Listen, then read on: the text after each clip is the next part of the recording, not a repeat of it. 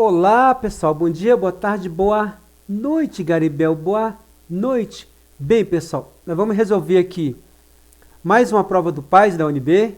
Vamos pegar aqui os primeiros itens da prova do PAS do subprograma de 2012, da primeira etapa de Química. Vamos lá? A questão começa dizendo o seguinte, que um atleta resolveu perder peso subindo e descendo, ou seja, fazendo atividade, Garibel, atividade. E nesse processo todo, ele acabou eliminando calor, ou seja, na forma da transpiração, do suor. A evaporação do suor no resfriamento do corpo do atleta é um processo exotérmico, o qual envolve transferência de energia. Pessoal, aqui você tem o seu personagem. Ó. Quando ele transpira, ele está eliminando o quê? Calor. Então, se ele está eliminando calor, ele está liberando energia. Portanto, esse processo é o quê? Exotérmico. Então, correto, Garibel, correto. E essa eliminação desse suor, na verdade, é um mecanismo de defesa do organismo, porque ele precisa manter o equilíbrio interno do seu organismo. Então, você não pode ter a temperatura muito alta, senão você vai ter problemas aí no seu funcionamento, né? Ou seja, no seu metabolismo. Ok? Aqui eu explico, o suor tem o papel de refrigerar o corpo. Ao suar, o nosso corpo está liberando o excesso de calor. O processo 1 e 2 indicado na figura são necessários quando a biomassa é utilizada na geração de energia. A massa total do etanol corresponde a 46. Pessoal, o etanol a gente tem aqui, ó, C2H5H. E o que é a massa molar? Massa molar nada mais é do que a soma das massas de todos os átomos presentes de cada elemento químico. Aqui eu tenho quantos átomos? 2 átomos de carbono, 5 de hidrogênio mais 6, ou seja, então eu tenho 2 átomos de carbono, 6 átomos de hidrogênio e 1 de oxigênio. Então, o que vai ser a massa molar? É a soma das massas atômicas de todos os átomos presentes de cada elemento químico. Portanto, ó, quantos hidrogênio eu tenho? 2. A massa atômica do carbono é 12 gramas por mol. Garibel, como é que eu sei isso, Garibel? Você vai ter a tabela, Garibel, a tabela periódica. Quanto que é a massa do hidrogênio? 1 grama por mol. Eu tenho 6 átomos de hidrogênio. Quanto que é a massa do oxigênio? 16. Eu tenho 1 átomo de oxigênio. Aqui você soma, xilepa, 26 mais 16, 24 mais 16, 40, mais 6, 46. Então, ele está falando que a massa corresponde a 46 perfeito. Certo, Garibel? Certo?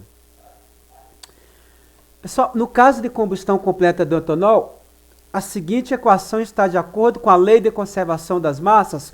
Primeiro, o que é a lei da conservação da massa? É aquela lei, Garibel, que conserva a massa. Sim, Garibel, sim. Sim, é aquela que fala que a massa do reagente é igual à massa do produto. É aquela que fala que se entra 5 carbonos, sairão 5 carbonos. Se entram 2 hidrogênios, sairão 2 hidrogênios. Pessoal, isso é balanceamento. Para você balancear, você tem uma regra básica, que é prática, não tem segredo. É MaCH, ou seja, macho. Você vai pegar esse macete aqui, ó. Primeiro você vai balancear metal.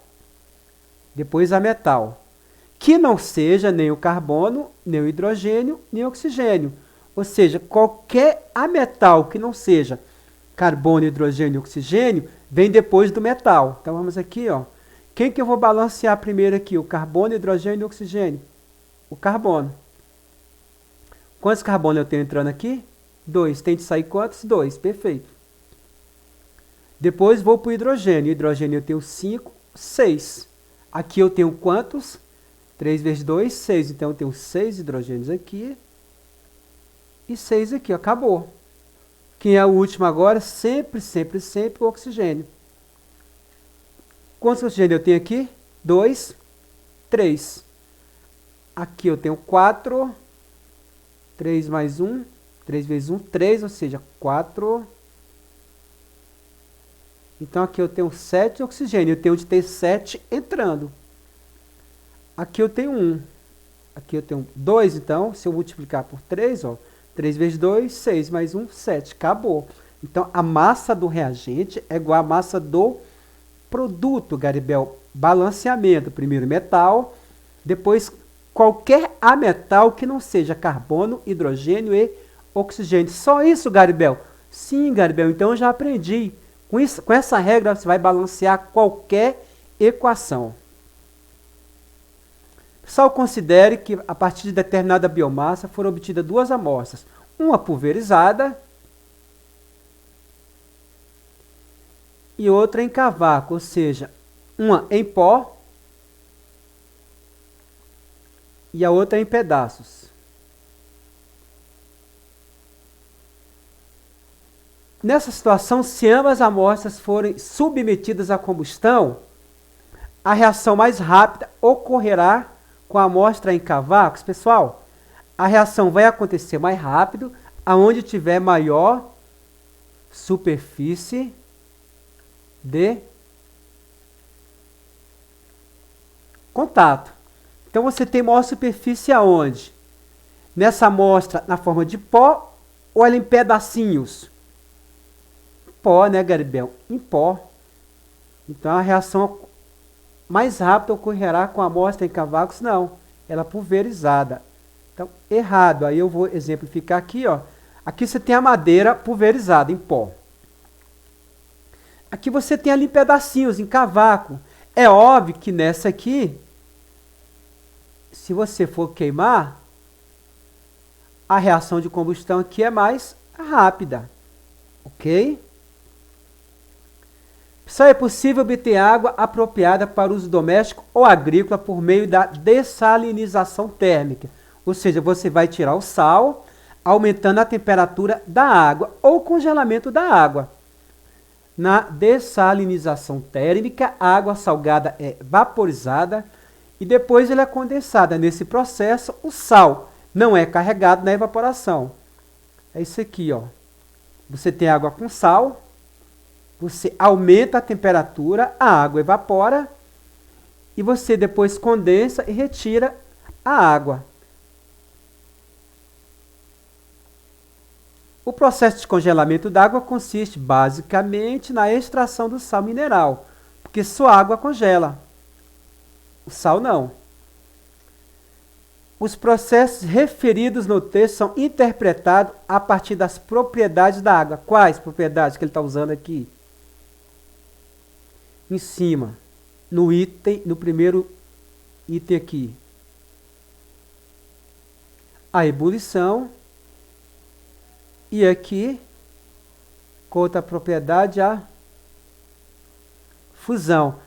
Então, eles são interpretados sem que considere a natureza das substâncias nela dissolvidas. É perfeito, porque o que você está levando em consideração aqui são essas propriedades que elas são necessárias e suficientes para identificar a substância. Portanto, tanto a ebulição como a fusão, ela é suficiente para caracterizar aí, por exemplo, a água. Então, independe da natureza. Se ela está sólida, se ela está líquida. Por meio do processo de filtração simples, pode-se purificar a água do mar. Pessoal, você tem de ter outros métodos para eliminar alguns micro-organismos que podem estar presentes na água, porque a filtração simples, ela só separa lá a substância, por exemplo, sólida da líquida. Então ela não é suficiente para purificar a água. Então, errado, Garibel. São exemplos de processos químicos as transformações na água na dessalinização térmica, ou seja, na extração do sal da água, porque você evapora a água e separa. E no congelamento. Pessoal, aqui eu tenho, por exemplo, a evaporação da água, depois eu tenho a condensação. Eu posso ter também a água passando do estado de líquido para sólido, que é aqui quando você faz o congelamento. Pessoal, isso aqui você está alterando a natureza química da água? Não, Garibel, não. Então são apenas processos físicos. Pessoal, uma porção de água pura ocupa maior volume que uma porção de água do mar de igual massa. Ou seja, eu tenho aqui X grama de água pura e tenho aqui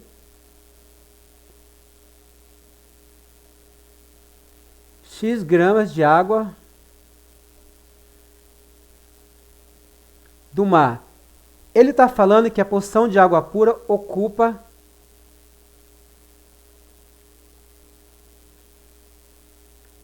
maior volume que uma porção de igual massa da água do mar. Bem, pessoal, se eu tenho igual massa e uma tem maior volume que a outra, significa que essa que tem aqui, ó, menor volume, tem o que? Maior densidade.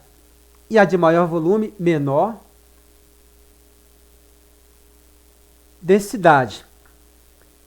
Bem, se você tem as duas amostras aí de igual massa, só que uma você tem sal, você tem, por exemplo, aí, NaCl, a outra está pura. É óbvio que essa aqui, que tem maior volume, quanto maior o volume, menor a densidade. E a outra, quanto menor a densidade, maior o volume. É óbvio que a água do mar, se a massa da amostra é igual, a água do mar tem maior densidade. Se tem maior densidade, tem menor